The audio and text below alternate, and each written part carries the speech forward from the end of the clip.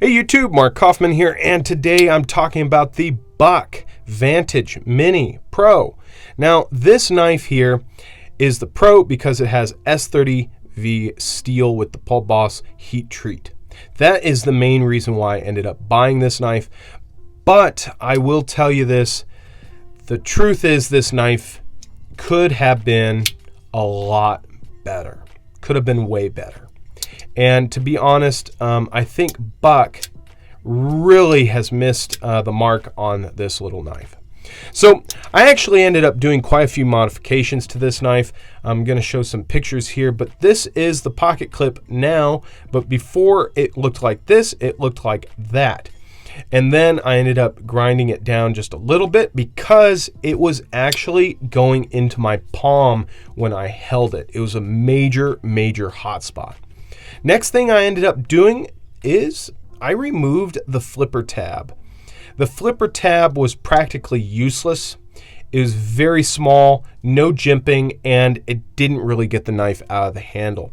So what I did is I ended up grinding the flipper tab off, and I rounded it and tried to match it as well as I could to the handle. I think I did a good job.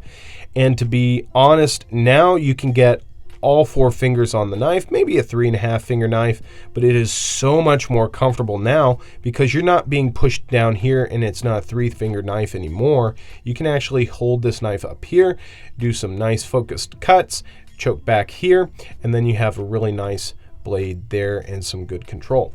Now this knife here, I have to say, is a really good one, but I think the major thing I would have changed, but I just don't want to mess with it, is I'm going to say that it needs a relief here, because when this is closed, you do not have a lot of room to get to that opening hole. Now I will say this, the edge there is very sharp, and all you really have to do is just get the fat of your thumb right there and it will open it.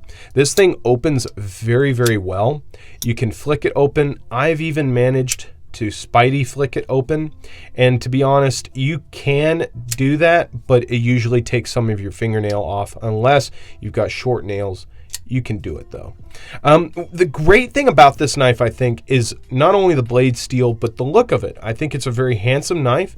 You have this Buck emblem here with some blue lacquer in it, G10 scales, Palmer handle main scales, and then you have a stainless steel liner lock and a stainless steel pocket clip that is extremely deep carry. Very, very good in that regard. And then you can also tighten the pivot. Now when you disassemble this knife, the only thing you can take out is the pivot. The rest of the knife is actually peened together, and you can take the scales off. Now if you really wanted to, you could remove the peened parts and replace them with screws, but that's a lot of work. But you can tighten the pivot. Now for me, I actually polished the bronze washers in here, and what is really nice is when you take this apart, you have a stop bar that goes into the blade. Now necessarily, if you wear that out, you could buy some stainless steel stock and shave it down to fit and then cut it. And you could replace the lock bar, the stop pin yourself if you really had to, because when you take it apart, it falls out. You can put a new one in, and there you go. You've got another lock bar there.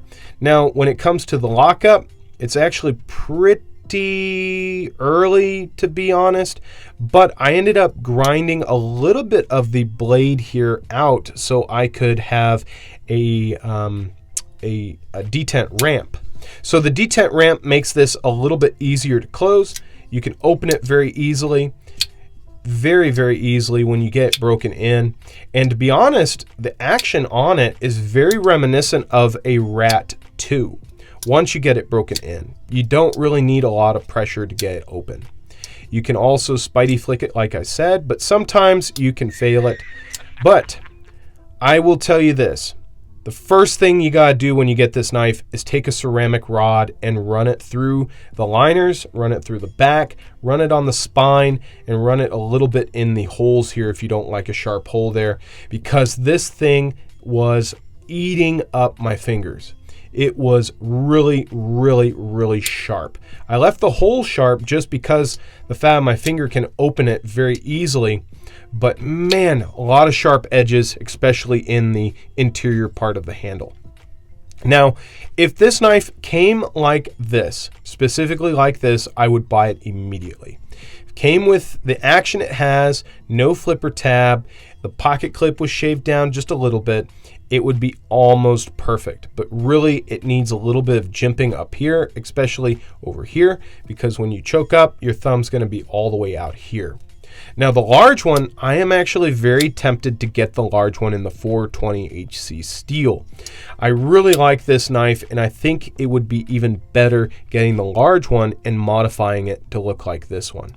So thought you guys would enjoy seeing this one and seeing what I did to it.